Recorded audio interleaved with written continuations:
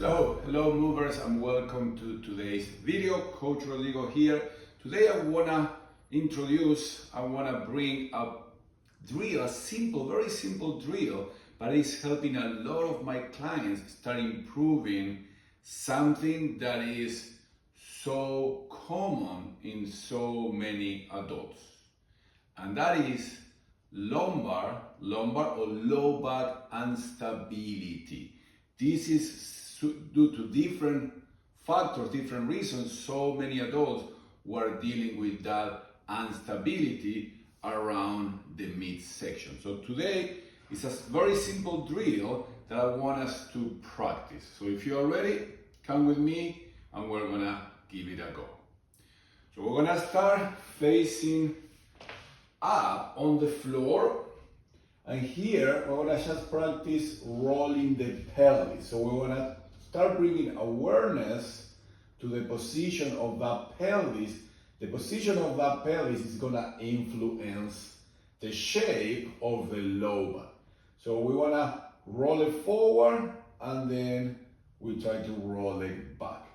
We don't want it to be completely flat on the floor, but you can try. How does it feel to go there? Flat. So that's why the floor is very helpful, because we have a lot of feedback. And then we can roll it forward. Now there's a lot of space.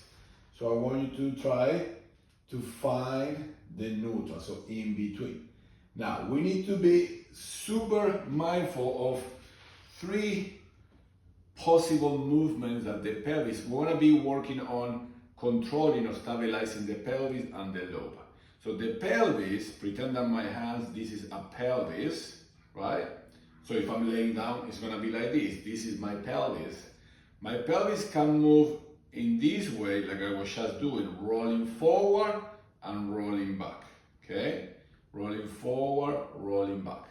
Now the pelvis can also do it this way. It can maybe be tilted in one direction, very common, or tilted on the opposite direction. So then the pelvis is not neutral, right?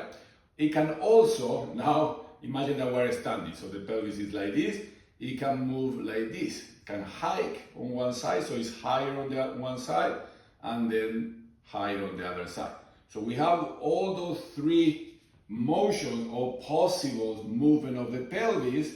That is okay. We want the pelvis to move, but we don't want the pelvis to move without control, or when we don't need the pelvis to move. So this drill is to start first bringing awareness to the pelvis, and then start training controlling the pelvis from the most simple way to then we can start adding more challenge to that. So this is very important, because if we have a lumbar spine that is unstable, so the pelvis is not very controlled by the lumbar spine, then of course we also have all the hip muscles and the core muscles. So there's a lot of muscles that their function is to control and to move the pelvis.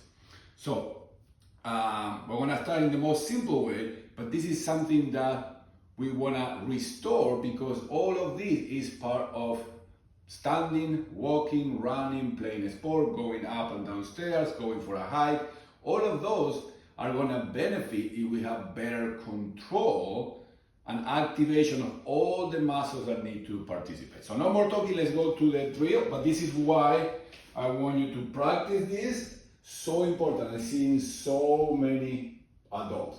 So we're gonna roll the pelvis, we're gonna find the pelvis neutral. Now we're gonna practice just one or two breaths. And I want you to practice the breath like this.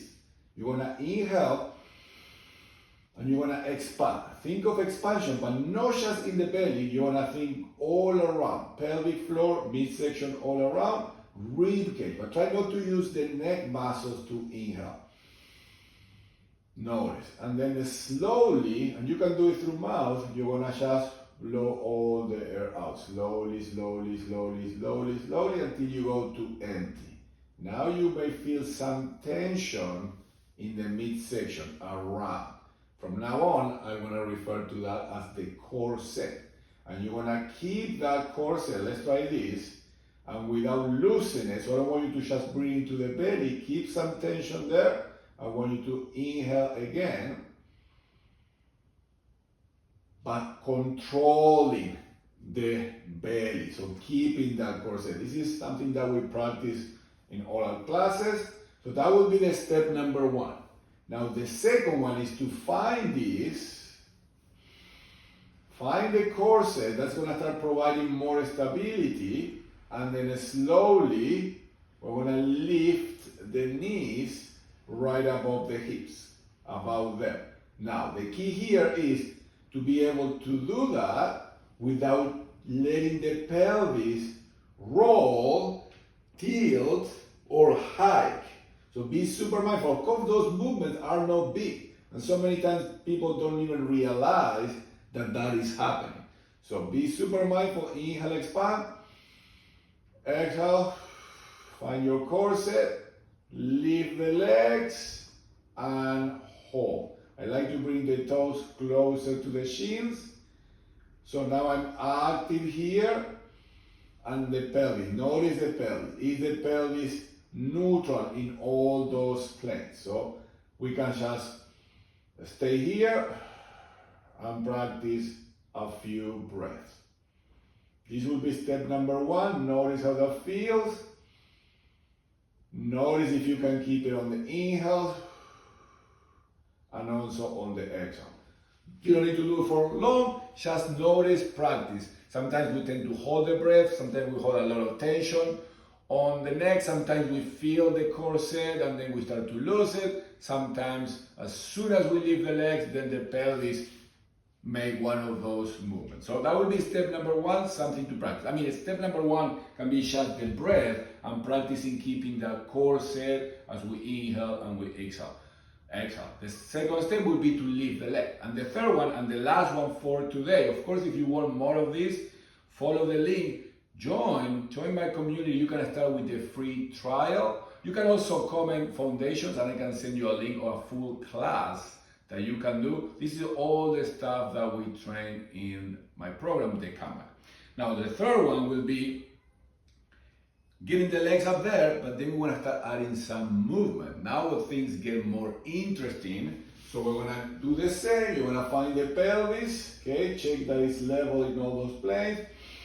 Inhale, exhale, find that corset, lift the legs. Notice here, okay? And we all have a tendency, right? Maybe hike on the right, drop on the left, just notice. And we're going to hold, breathe, and then when we feel okay, everything is okay, we want to check also the upper back. So the shoulder blades are a little bit away from the midline or looking at the ceiling, and then toes toward the shins, and then I'm going to slowly, maybe start bringing one leg down. Notice, can I keep that pelvis from moving? Can I breathe? We don't need to go long, and then back. Check again. Keep that corset, keep breathing, notice the pelvis, keep the pelvis in your mind, bring awareness, notice. And maybe one leg is easier, so I don't want you to move fast. Sometimes what I see is people moving fast and don't really realizing what happened at the pelvis. Notice the other points of support or point of contact of the body and the floor. Sometimes when we move at the pelvis, or we end up arching here, or moving the neck, okay? So that will be the next step. So I give you 3 steps. First, laying down, setting the pelvis, practicing the breath with the feet on the floor. When that is feeling good, then lifting the legs, breathing while holding the legs there. One thing is to find the muscles, find the position, but then it's also important to start training the muscles to hold those positions. And then the final step is to start adding some slow, controlled movement. The movement is not the important part, is not to move that pelvis, not letting the pelvis move. Don't change the shape of your low back, but also the upper back. Please let me know if you have any questions. You may feel a little bit weird, maybe too simple, but this starts creating a lot of change for all my clients, 40, 50, 60, 70, and some also in their 80s. Thank you for your attention. Let me know if this video is helpful, if you have any questions. I'll see you on the next one.